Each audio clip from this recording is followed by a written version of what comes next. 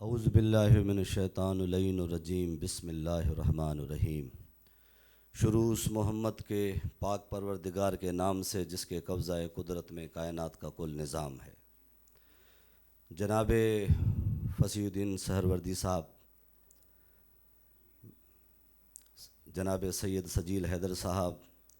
سردار خالد صاحب، ہمارے منسٹر صاحب حنیف عباسی صاحب اور تمام بیٹھے ہوئے میرے معزز دوستو، السلام علیکم۔ میں سردار افسر خالد کا تہہ دل سے شکریہ ادا کرتا ہوں، سید سجیل حیدر کا، کیونکہ میری ایک پسندیدہ شخصیت جس کو میں بچپن سے سنتا آیا، اس کی پہچان وہ بنی ہوئی ہے کہ جب اس کو بندہ دیکھتا ہے تو بندہ درود پڑھ لیتا ہے، کیونکہ اس کی نعت دنیا کے اندر وہ عشق محمد کا سفیر بن کر، وہ مدحت مصطفیٰ کا سفیر بن کر وہ دنیا کے کونے کونے میں گئے اور وہاں پہ عشق رسول کو اجاگر کیا۔ اور آج جو ان کی کتاب تھی، مجھے سردار صاحب نے 2 دن پہلے دینی تھی، لیکن چلو گھنٹہ ایک پہلے دے دی، تو جو میں نے شاہ صاحب کا جو انتصاب مختصر لفظوں میں جو اس نے موتیوں کا چناؤ کیا ہے، اس کے اندر اس میں کوزے میں سمندر کو ڈھالا ہے۔ اس کے اندر اس کو کتاب اگر آپ پڑھیں گے اس کو، تو اس میں آپ کو پنجتن پاک جو ان کی ایک مشہور نعت تھی، جس کی وجہ سے اس کو اللہ رب العزت نے اتنی شہرت عطا کی جس کا کوئی بندہ خیال کر سکتا ہے۔ تو یہ کرم والے لوگ ہیں، رب نے ان پہ کرم کیا ہے۔ تو شاہ صاحب جو ثنائے محمد میں مصروف ہیں، ان زبانوں پہ لاکھوں کروڑوں سلام۔ تو انہوں نے عشق محمد کو، اس نعت کو اجاگر کیا، اور یہ نعتیں ایسے نہیں لکھی جاتی، یہ خدا کا کام ہے جو یہاں کے زمین پر کچھ انسانوں کو اللہ چنتا ہے اور اس سے اپنے حبیب کی مدحت لکھواتا ہے۔ ہم کہتے ہیں کہ نعت وہ ہونا چاہیے، نعت لکھنا یا پڑھنا کہ جس کے معیار کے مطابق، اس آقائے دو جہاں کی نسبت کے معیار کے مطابق وہ الفاظ ہونے چاہیے۔ جیسے کسی شاعر کا شعر ہے کہ شاہ صاحب پاکیزگی یکجاں کرو، پاکیزگی یکجاں کرو ہر ایک نبی کے ذہن کی، سب صحیفے جوڑ کر قرآن سے مانگو روشنی۔ مطلب جو انبیاء اکرام ہیں ان کے ذہنوں کی پاکیزگی کا کیا عالم ہوگا۔ تو کہہ رہا ہے کہ جب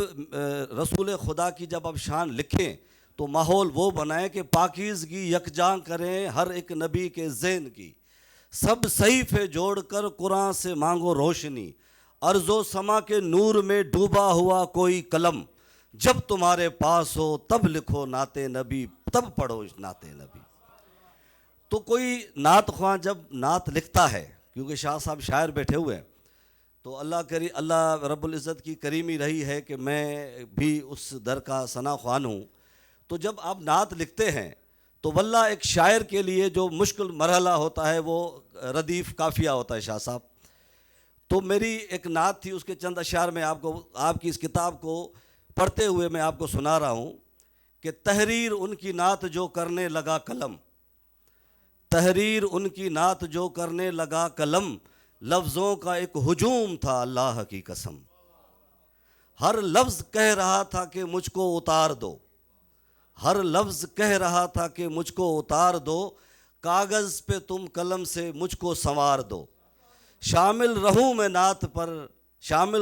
نعت میں مجھ پہ رہے کرم، لفظوں کا ایک ہجوم تھا اللہ کی قسم،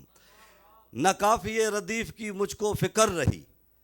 نہ کافیے ردیف کی مجھ کو فکر رہی، لفظوں نے خود رسول کی یہ نعت ہے کہی، لکھ لکھ کے تھک گیا میں ہوتے نہیں ختم، لفظوں کا ایک ہجوم تھا اللہ کی قسم۔ تو شاہ صاحب آپ نے جو مدحت مصطفیٰ میں جو اپنی عمر گزاری ہے، اور آج یہ عزتیں، یہ منسٹر صاحب آپ کا نام سن کے یہاں پہ چلے آئے ہیں بغیر پروٹوکول کے،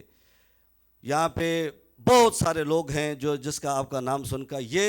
یہ محمد مصطفیٰ کے در کی عزتیں ہیں جو اللہ نے آپ کو عطا کی ہے، اور میں آپ کے لیے دعاگو ہوں۔